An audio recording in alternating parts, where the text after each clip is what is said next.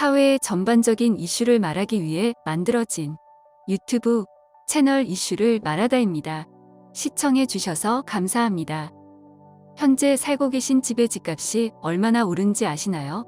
집이 있는 사람들은 미소를 짓겠지만 서민들은 폭등하는 전세 가격과 월세에 힘들어하고 있습니다.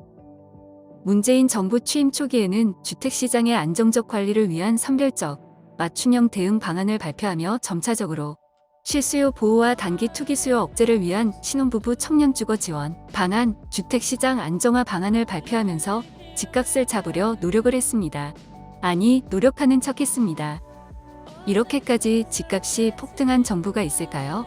투표할 당시까지만 해도 이렇게 경험해보지 못한 나라를 선사해 주리라고는 누구도 예상하지 못했습니다. 이만큼 서민들의 삶에는 지도자가 중요합니다. 그렇다면 다가오는 내년 대선에 나올 후보자들의 부동산 정책에 대해 알아보겠습니다. 윤석열 후보 기본주택. 대선 주자인 윤석열 전 검찰총장은 얼마 전 1호 공약으로 부동산 정책을 내놓았습니다. 국민의 집 걱정 없애드리겠습니다라는 주제로 공약을 발표했습니다.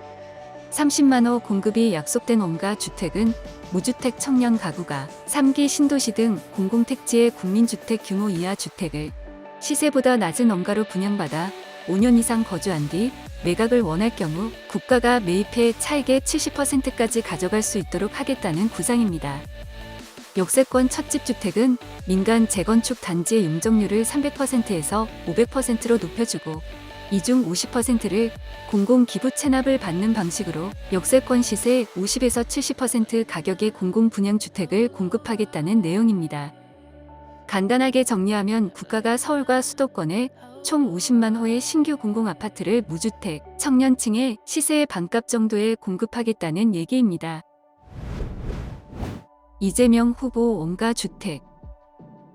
이재명 지사는 공공임대주택인 기본주택 100만 가구를 비롯해 250만 가구 이상의 주택을 임기 내 공급하겠다고 했습니다.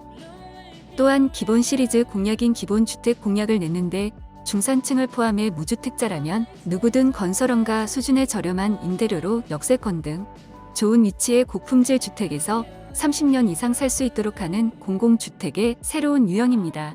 이를 통해 장기 임대 공공주택 비율을 전체 주택의 10% 선까지 늘리겠다는 구상입니다. 두 후보 모두 문재인 정부의 가장 큰 실패가 공급 부족으로 인한 부동산 폭등에 있다는 것에 주목했습니다. 그래서 두 후보 모두 공통적으로 서민과 청년층, 신혼부부 등 부동산 약자를 위한 주거 안정과 공공주택 공급을 대거 확대하겠다는 계획입니다. 하지만 두 후보의 공약 실현을 위한 막대한 재원 조달 방안과 택지 확보 문제에 대해 비판이 쏟아지고 있습니다. 유승민 전 의원은 엄청난 국가 재정이 필요한 비현실적 공약, 허황된 포퓰리즘이라 비판했으며 홍준표 의원도 좌파보다 더한 원가 주택 운운은 기가 막히는 헛된 공약이라며 비난했습니다. 다른 후보들의 공약도 간단히 살펴보면 추미애 전 법무장관은 부동산 불로소득에 대한 과세를 강화해 늘어난 세수를 무상 복지에 쓰는 지대개혁을 부동산 대책으로 내세웠습니다. 유승민 전 의원은 수도권의 안정적인 부동산 공급 정책을 발표할 예정이라 하였습니다. 아직까지는 모든 대선 후보들의 부동산 정책에 대해 구체적인 방안이 나온 시점은 아닙니다. 지금의 부동산 정책을 근본적으로 해결하는 대선 후보가 나와줬으면 하는 바람입니다. 저희가 다뤄졌으면 싶은 주제를 메일로 보내주시면 참고해서 영상 제작해 보도록 하겠습니다. 메일은 영상 설명란 안에 기재해놨습니다. 시청해 주셔서 감사합니다.